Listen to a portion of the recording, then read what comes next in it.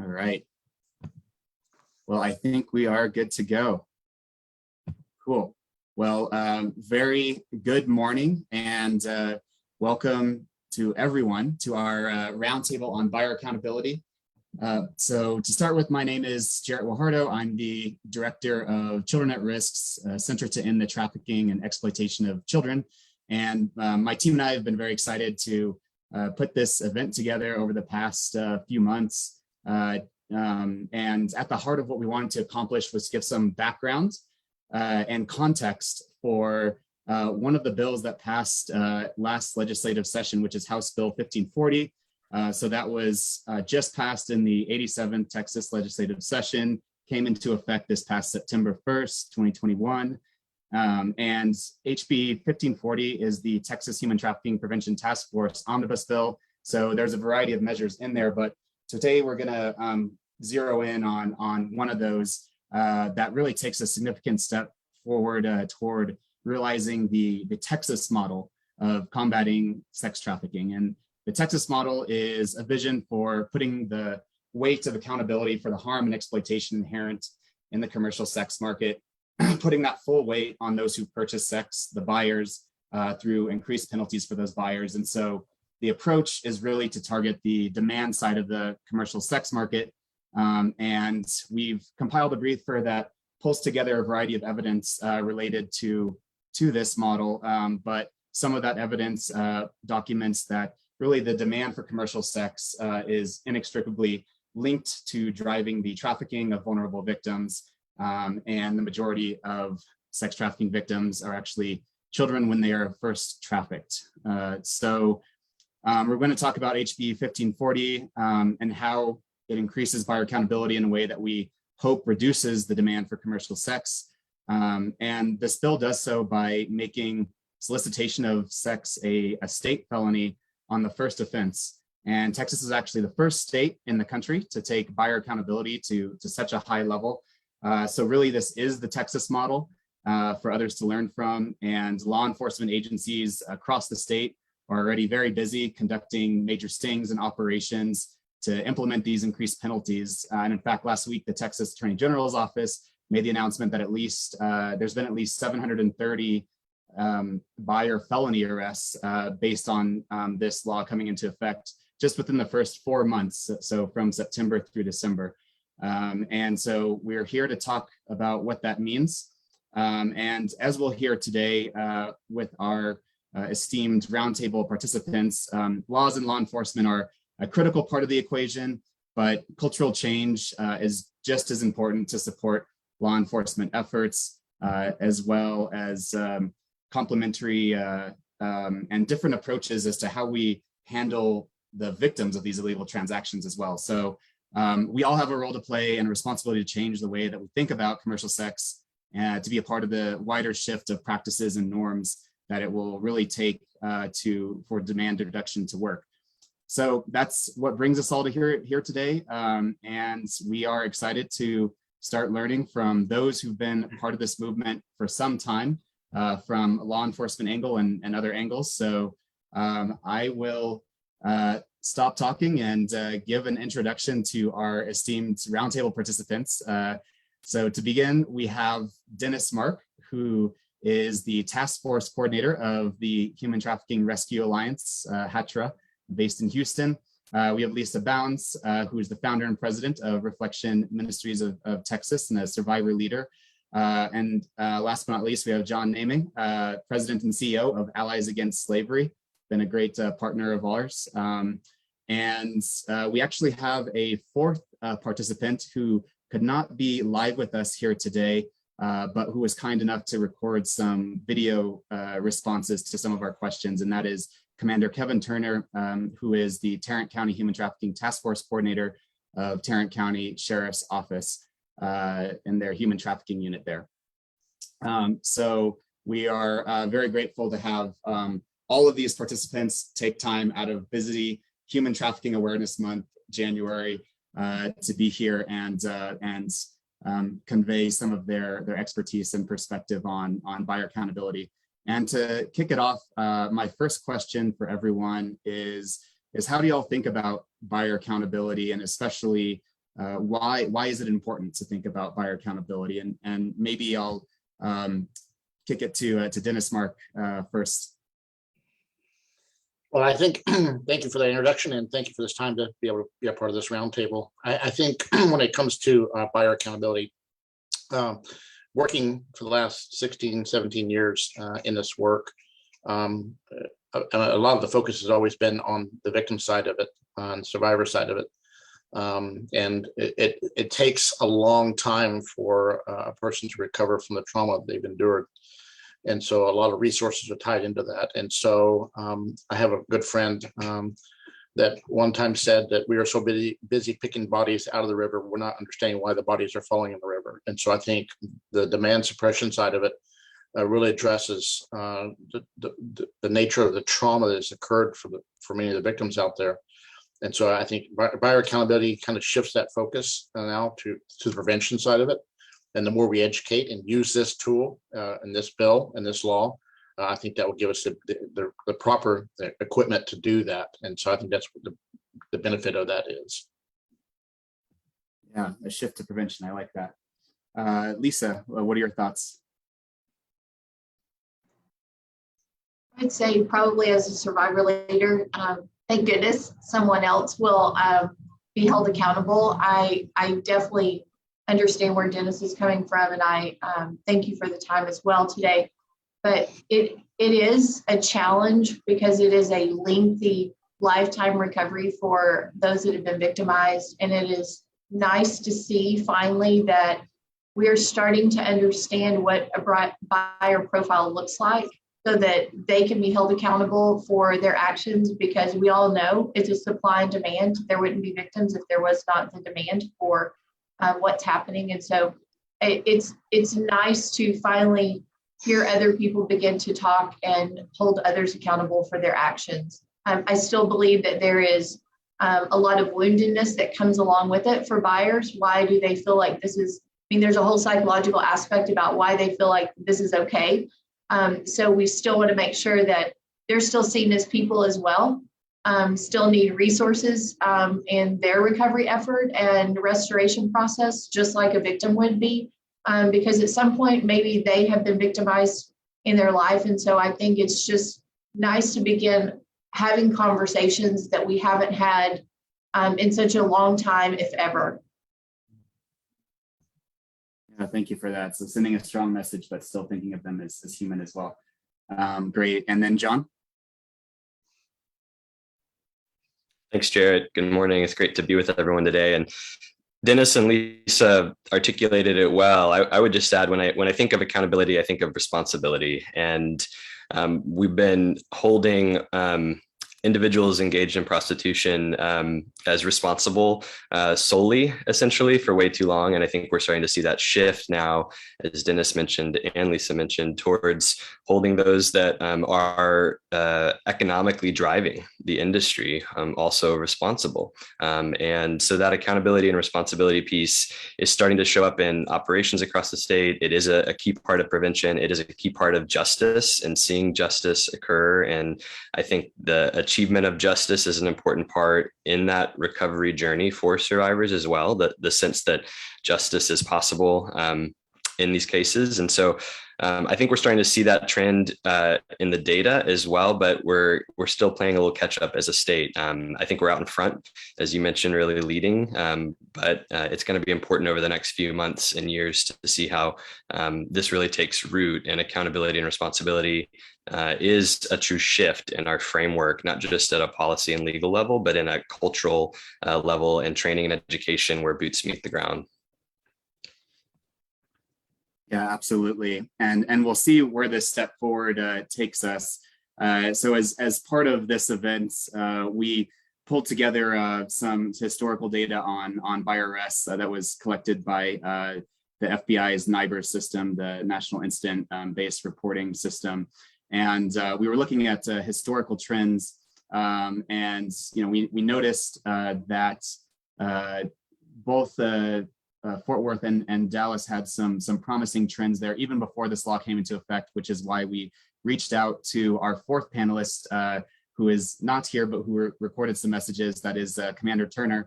And so as part of that, we asked him, what led to this shift a couple years ago where we see an uptick in the proportion of prostitution arrests that were buyer arrests. So we're going to listen to his first response there. When Sheriff Weber was elected in 2017, he wanted to create a specialized unit to investigate human trafficking, child exploitation offenses. So I was fortunate enough to be able to lead that unit in its creation and is still here today. But he was very forward thinking in regards to the investigation of sex trafficking and how we as law enforcement approach that element. And one of the main things is that the engagement with our victims that were, the potentially women, a majority of them are women, sellers, and how we address those compared to our traffickers and our buyers. And the emphasis was to stop re-victimizing our victims, go through a trauma-informed, victim-centered approach and really try to engage, our potential victims in that realm in a manner where we were able to approach it from a non-traditional law enforcement stance and actually come alongside our victim service providers. And when we're engaging with these individuals, have our victim service providers immediately there to offer them services to try to remove them from this exploitative lifestyle. So, that was very forward thinking of him, if not to continue to criminalize those individuals and continue to arrest them as the vicious cycle has been in law enforcement for so many years. And then it was really, the emphasis was already there on the traffickers, trying to identify and investigate and eventually arrest those and prosecute those individuals. But he was also very attuned to the fact that the demand aspect in our buyers is what's really driving this. And if it's not for them, then we do not have the traffickers out there trying to meet that supply or supply that demand. So he was very much attuned to the fact that, we need to put some emphasis on buyers. And even then, that was back when it was just going to be a Class B misdemeanor for a first-time offense. But he was still under the impression that, we really need to hone in on that. So we really took in a very aggressive stance towards investigating and arresting buyers that were actively soliciting individuals to engage in prostitution. So, and I can say with our efforts, over the course of the last several years, we're probably topping close to 400 arrests just on buyers alone. And so that's pretty significant for us. That's pretty significant for this county. When we talk to our district attorney's office and kind of have meetings with them, and even in some of the judges, there were so few cases when it came to buyer arrests, coming through the judicial system. And it really wasn't until the sheriff's office really started putting a strong focus on it that really those numbers started to increase and they started to see more and more cases coming through. So, that was something that the sheriff was very, strong opinion on, and we definitely went with that. And I think we really have set a strong tone here in Tarrant County. And I know there are other counties in the state of Texas and across the country that are doing the same thing. So it's not just us, but, we were very much bringing along some of our other law enforcement partners up. And now they have seen the importance as well of going after the buyers and really putting an emphasis on them. And that again was the perspective from Tarrant County Sheriff's Office. And there are a variety of agencies like them who had gotten a head start on this already. And so with HB 1540, we hope to see a lot more. And so my next question, actually, I'll start with Lisa, because Lisa, you mentioned we've learned a lot more about buyer profiles. And so I'm wondering if you can help us understand a little bit more the buyer within the buyer accountability. What are some of the most common attributes of buyers? What do we know about buyers? White educated men, disposable incomes over $120,000, in predominant positions in our communities. At least for us in the Permian Basin, that's what we begin to see. And when we work with our residents, victims that we recover. That's really people looking the other way, I think, is really the challenge of if we have to start talking about and redefining what a buyer looks like versus what a victim looks like. Instead of charging those and re-victimizing them, we have to hold people accountable and understand that it's clergy, it's our business people. And for us, being in a community of less than 200,000 people, you really know your neighbors. You see them at church, you do business with them. But are we looking at the bigger picture? Are we willing to not do business with someone that's going to line our pockets because we want to take a moral and ethical ground to say, I know what your life looks like. I know the things that you're doing behind the scenes when you're not with your family, when you're supposedly at the office. And so really just being able to understand and classify and recognize who a true buyer is, because it's those individuals that truly drive the system because they can, because they have the disposable income and the accessibility. Yeah, absolutely. There is that power imbalance inherent in it. Thank you, Lisa. And we'll go to John and then Dennis after John. Thanks, Jarrett. Lisa articulated it really well. I think that we seem to think that buyers are this sort of mythical category of people that are sort of hidden in the shadows. And I think if we looked around ourselves in our day-to-day communities, we'd see a lot of them. And a couple of just quick anecdotes. I serve as an expert witness in sex trafficking cases across the state, and often buyers are an important part of those cases to help corroborate evidence in a case of trafficking. But in one of the cases, 3 buyers were present. One was a senior executive at an energy company that in one of our major metro areas, and would stop off on his way into work or during his lunch break for that's when he scheduled his dates, essentially. Another was scheduling those interactions when he would drop his wife off for physical therapy. She had a disability. He was middle class. So, I think opportunistic resources, historical low accountability, it's the perfect storm that has created an environment where regular guys mostly think they can get away with it and operate with impunity. All right. Thank you. And then Dennis? Yeah, I think this is a very complex issue. There are so many different aspects to this identity of what a buyer looks like. And in our experiences here at Hatcher, with all the operations that we run, we full spectrum of persons, professionals, lower income.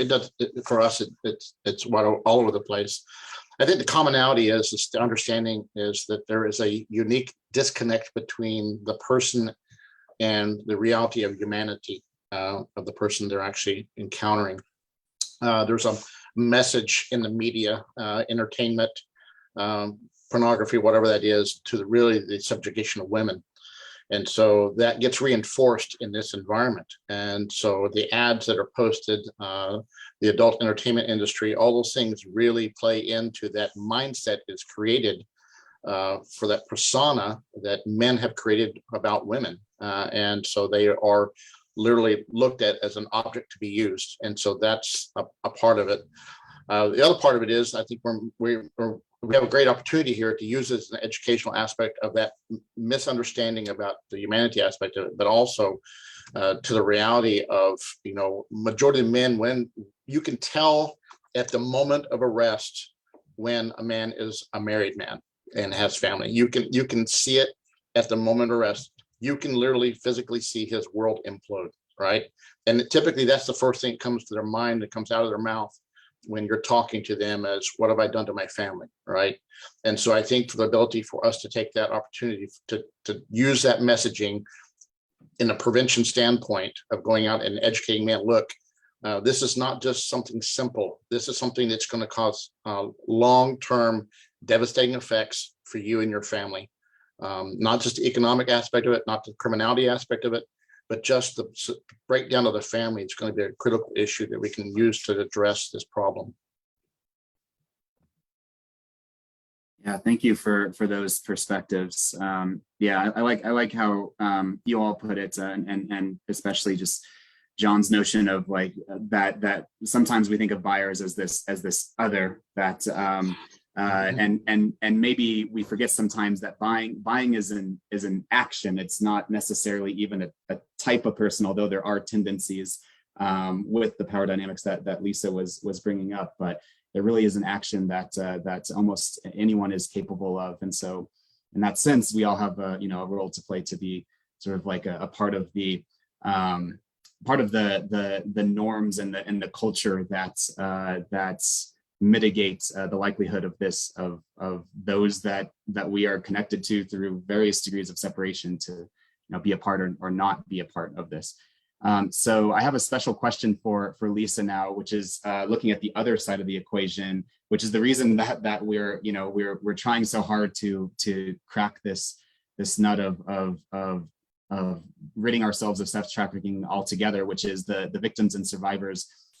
So Lisa, my question for you is, what are some of the limitations and drawbacks, unintended consequences of a law enforcement focus on arresting victims and survivors, and what kind of supports do they need? Well, I know Dennis mentioned it early when the limits are, we were re-victimizing them and not understanding that the level of abuse that 94-95% have already been abused before they even hit the world of trafficking or exploitation. So what happens in their home is, as little people, it is their level of growth, and they don't have any other options. When you're on the street and you have, I think when we speak, we talk about individuals that have absolutely nothing, and they arrive at our doorstep with truly the clothes on their back. And most of the time that's not very much. And it's really a chance of, are we treating them like people? So we re-victimize them when they're picked up. We now want to charge them with additional charges, which just makes this side of it much harder, because now you go, not only do we get to work on the restorative aspect of it, we get to work on the basic needs and the medical care, and we get to figure out, can we just have a conversation and build a relationship with you?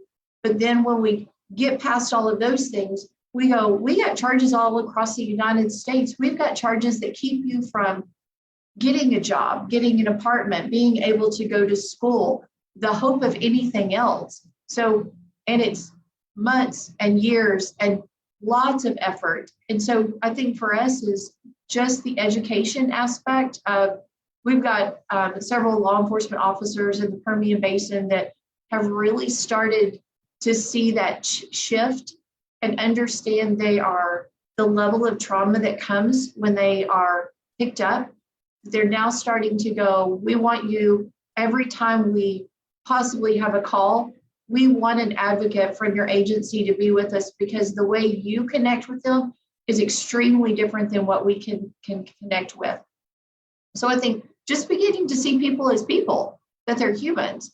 And when we talk about the buyer aspect, I understand you automatically go because it's all about you. What have I done to my family? Oh no, my face is going to be on the news. What are people going to think? How is this going to affect me? But what they don't think about is you've just bought a person and done whatever you wanted to with them, and you think they wanted it, because we've allowed no resources and no avenue of healing in any other area. And through their foster care system and our juvenile system, we've just passed them along. Don't hear me say that there aren't incredible people in all of those realms trying to do great things, but it's a broken system and it's a challenging system when we try to leave little people in homes with people that are victimizing them, and we don't see the bigger picture. We don't begin to understand. I think that's the biggest part, is we pass judgment before we seek to understand, because it's hard to seek to understand the situation, and it's hard to learn to care about people when you can slap a label on them and go, they're just a hooker, they're a prostitute, they're a whore, because it brings us up And it's like, oh, let me just send some money somewhere. But it's a challenge. And most places, I think, people that want to be involved think, oh, we're going to pray over them, we're going to change their clothes, and we're going to give them something to eat, and now they're all of a sudden going to be okay. And it's a process, which is why Reflection Ministry says, you know what, we've got to meet them at the moment of crisis, and we're going to meet their needs, but we really want to meet them where they dream. And we created a process from crisis up to 4 years. It's not a perfect scenario, but we try really hard. How can we just walk a path and show up every single day to be just like there's a whole lot of other agencies in the United States that just show up every day and go, how do we do it better? How do we have conversations like this? Yeah, absolutely. So at the very least, pausing to take a moment to recognize the complex humanity of it all, and particularly in terms of the complexities of the healing process that at the moment of intervention, as well as the long-term supports that are needed for that. Yeah, thank you for sharing that, Lisa. And so my next question is also a special question for Dennis. And I'm curious, Dennis, just looking through the past of your work until this moment of HB 1540 coming into effect, what does buyer accountability look like over the past few years in your work, and how has HB 1540 shifted things, or how do you anticipate it will shift things for you? Well, I think for HATRA, we have been conducting, and I work primarily with HPD. We've been doing buyer accountability or demand suppression operations for quite some time. So really for us, it really hasn't changed too much. Now in the prosecutorial process, it changes a lot. That's where, in that law enforcement aspect of it, it changed tremendously because there's a different set of circumstances as far as processing a person going through the court system because of that. But I think, again, it's giving us the ability to communicate to the general public the reality of what this really looks like from a standpoint of what's going on here. One of the concerns, and I know one of the questions coming up is talking about what are the challenges of that as well. And so what we take in as far as information and data related to the buyers that we encounter, what it gives us the ability to do is to track that information and look at how are we processing these individuals, because the concern will be is that they could get into a court and then because of circumstances of that individual, they could actually take a lesser charge, right? They could actually downgrade it. And so that would be a concern. I think that would be fly in the absolute opposite end of what's expected from this House bill to do, is to create opportunities for us to really to charge buyers and send a message to the buyer community saying this is not going to be tolerated. I think we have to be very careful about our messaging. I've had some conversations with the district attorney's office that they're saying, well, we're going to look at their prior arrests, we're going to look at their prior history of violence and things like that to make a kind of determination. And my concern with that is, again, how we look at human trafficking and how we look at sex trafficking is very critical. We're talking about individuals who are being coerced into selling themselves, right? So therefore, in the reality of the terminology, a person who is being manipulated, coerced into this is not wanting to have sex with individuals for money or otherwise, right? And so therefore, that definition of unwanted sex is sexual assault. So in the chance that you are communicating or connecting with buyers in an operation, if we had not been doing that operation, that person could have potentially been buying a victim of coercion who is actually not wanting to be there. So therefore, you actually would have prevented a sexual assault from occurring. And so that's the mentality we have to get into, is that we're not only just preventing sex trafficking, we're preventing sexual assaults. That's the critical thing. When I worked at Redeemed Ministries, people used to ask, what is the value of your program for the women that you encounter of being in your program? I said, well, typically we're preventing them from being sexually assaulted at least 3,600 times in a year on an average, right? And so there's a lot of value in that because it changes the mindset of that woman. And I think that's something that comes out in them when you're talking to them, is that was the worst part of it for them, was not wanting to be there. And yet it looks how we look at it is so critical. So I think this buyer accountability process, this buyer suppression opportunity gives us the ability to change the language that's being used when we talk about sex trafficking.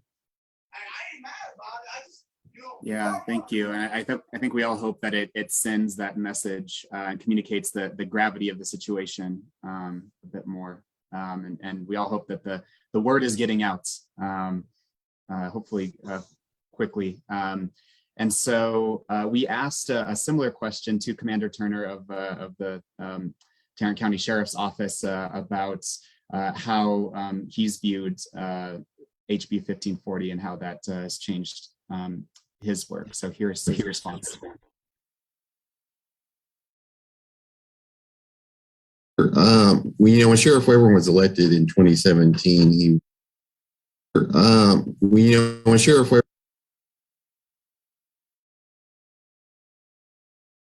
a lot of the buyers prior to when they were arrested on Class Bs and even on Class A misdemeanor, oftentimes they saw very little jail time if they saw any at all. Most of them were either getting small terms of probation, just a few months, or some were given their cases outright dismissed because, they were able to provide some documentation to the prosecutor through their defense attorney saying, they were doing community service and things of that nature. And subsequently, the prosecutors were dismissing the cases. So with the enhancement to a state jail felony has really enhanced our ability to hold them accountable, to actually make them, either serve jail time and or if they are serving probation, that's a longer stint on probation, and also encompasses some other avenues to, include in that probationary status.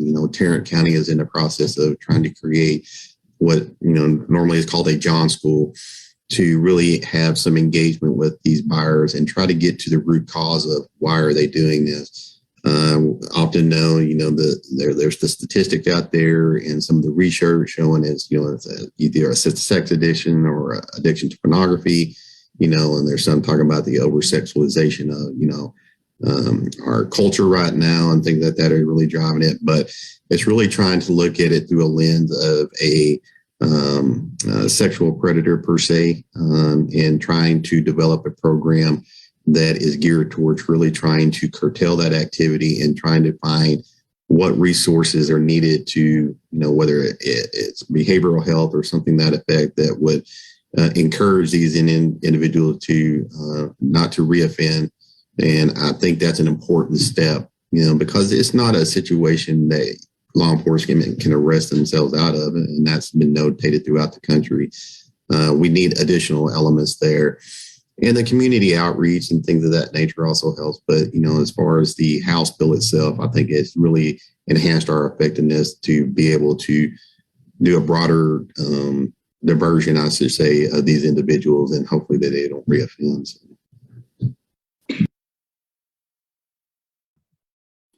Yeah, so we all hope this will be a positive turning point or step forward within buyer accountability. But one of my we're nearing the end of our time. One of my last questions for you all is looking forward. What are some of the remaining challenges regarding tackling buyer accountability, or what else is needed to make this idea of a Texas model a success? So John, let's start with you this time. Thanks, Jared. I think that we can agree on how positive it is for us to be increasing penalties and putting more tools sort of in the toolkit for law enforcement, right? To be proactive, to intervene. Dennis, love the analogy you gave there, preventing sexual assault, right? And really helping people understand the reality of what law enforcement is doing with this intervention work.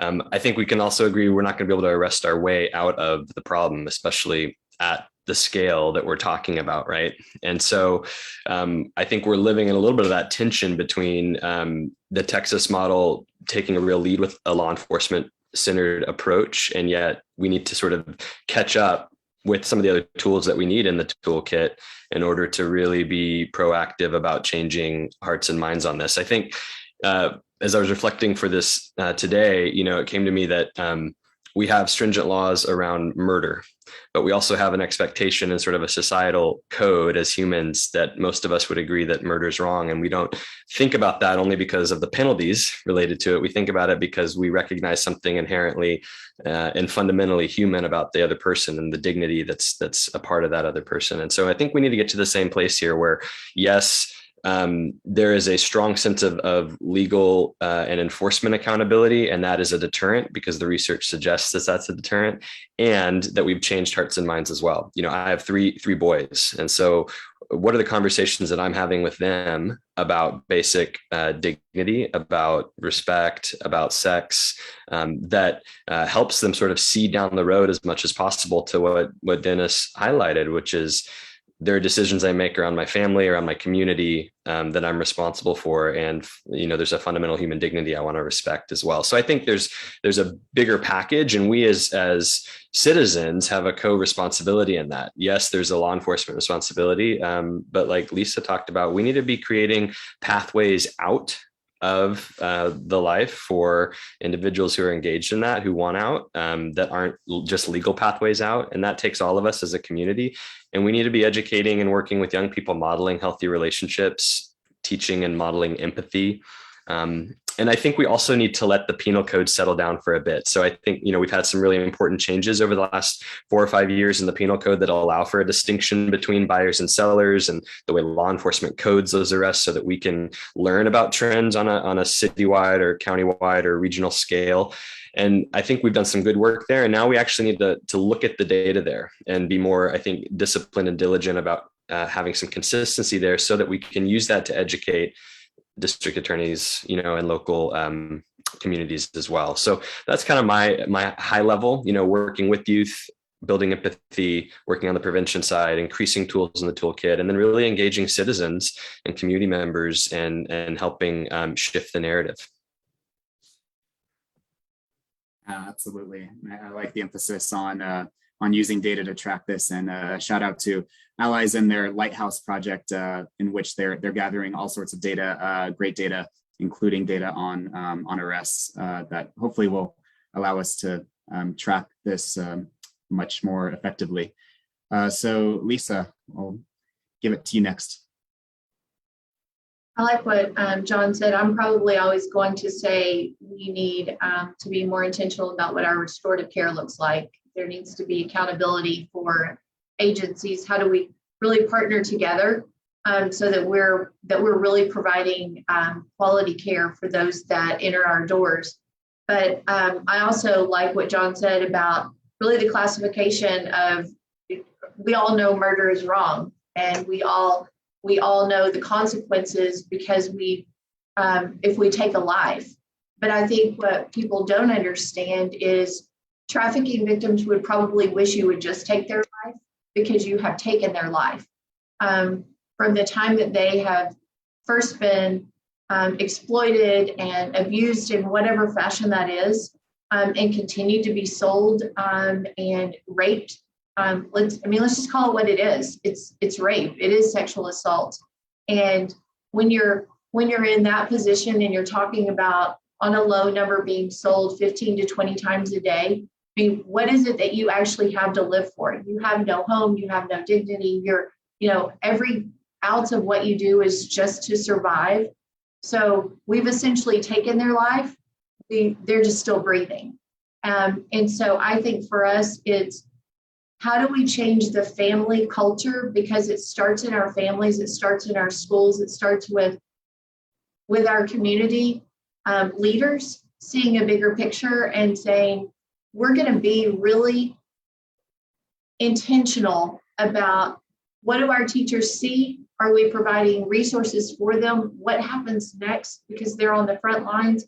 And how do we hold our families accountable? How do we begin to change a culture that says it's not okay to buy and sell people and take advantage of them? And when we put kids in front of PlayStations and gaming, and we've got pornography coming in on that at 7 and 8 and 10 years old, what would you expect by the time they're 17, 18, and 22? They think it's okay to do all those things that they see on a screen and validate it because we're not paying attention as a society. Yeah. I love this this really compelling message that you all are making really well about the need to shift the hearts and minds in addition to just the penal code. So thank you. And then Dennis. Yeah, again, going back to, I agree with everything John and Lisa said. It just reiterates the importance of, raising up the next generation of young men to that mindset that women are not objects, they are human beings. And there's all kinds of data that can show what happens to the brain when the brain has been exposed to messaging that treats other humans differently. And so I think that's going to be the critical aspect. We got to go back to the basics here and really have the message that men need to be honorable and do honorable things.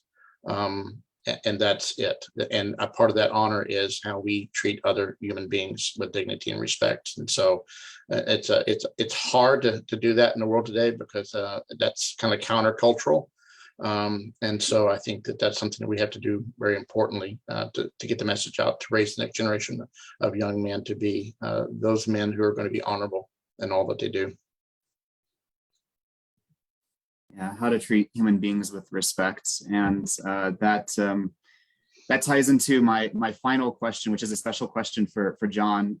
So ideally, and Dennis mentioned that he hopes this new law is a part of greater prevention, but ideally we would prevent trafficking and sexual exploitation in the first place. So what are your thoughts on how we can prevent children both from being vulnerable to traffickers or even becoming buyers themselves? You just asked a question that we could probably spend the whole next hour plus or a couple of days discussing. I think Dennis used the word complex earlier. So to boil this down, Jared, I would say that some of it goes into what we've just articulated around how we're investing in young men and families and sort of the communication and ability to form the skill of empathy at a young age that enables people to see the humanity in others, right? And the dignity in others. So that's one part of it when we think about preventing individuals from becoming buyers, and especially those that are engaged in sort of seeing this exchange that can occur where if I just give someone my money, they're an object and that I can do whatever I want with, right? That has to shift.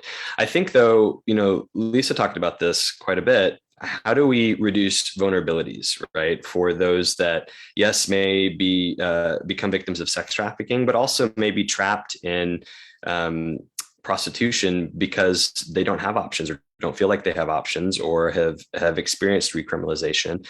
And so part of what we're trying to do, from our unique vantage point at Allies with Lighthouse and the data is start to understand why are certain people vulnerable in certain communities, because it's different in different places. There are some cross-cutting vulnerabilities, but there are some that are unique to different places. For instance, in the Permian Basin, there's a unique mix of realities there that make certain people vulnerable to exploitation. And so what we want to be able to do is really help serve up what sort of the custom mix of vulnerabilities is for any given community and help empower those local leaders then, like Lisa and others, city council members, district attorneys, people working with youth to really start to proactively change the narrative around those vulnerabilities. How can we make children and families more resilient? And how do we help them recognize when there might be a trafficker that's recruiting them? And then how do we reduce those vulnerabilities? But it's not just a strategy of combating sex trafficking. It's really a broader strategy of renewing communities, renewing families. And it's harder work, but it's ultimately the long-term work I think that we're going to do to prevent the exploitation that we're talking about. Yeah, thank you. Thank you all so much. This is a busy month for everyone involved in this. And so we so appreciate your time to share your thoughts so eloquently as you all did today. This concludes our roundtable on buyer accountability, but as you've heard today, there's plenty more work to do within buyer accountability, prevention, et cetera. But we all hope we're one significant step closer with HB 1540 and the hard work of law enforcement to implement these laws, but also through the work of survivor leaders like Lisa and the data gathering and awareness raising efforts of organizations like Allies Against Slavery and Children at Risk. But just as importantly, I mean, everyone who joined to watch this today, took a step forward as well to educate ourselves as individuals and as a community about the intrinsic harms of commercial sex and how we can all be a part of the Texas model, through educating ourselves and shifting those norms. So for more information and to take some of what we discussed today with y'all, we've pulled together a couple of resources. We have a briefer document that summarizes some of the evidence and data on buyer accountability, and Allies Against Slavery and Lighthouse contributed a little bit to that. So thank you for that. And we also have a social media toolkit for everyone to help us get out some of the key messages to spread the word and the evidence behind it on your preferred social media platform, especially today, but also for the rest of Human Trafficking Awareness Month and beyond. So both resources we'll share in the chat and can be found on Children at Risk's website. So thanks again for everyone who joined, and deep gratitude for our roundtable participants for sharing their expertise, and wishing everyone a great Tuesday. So thank you all.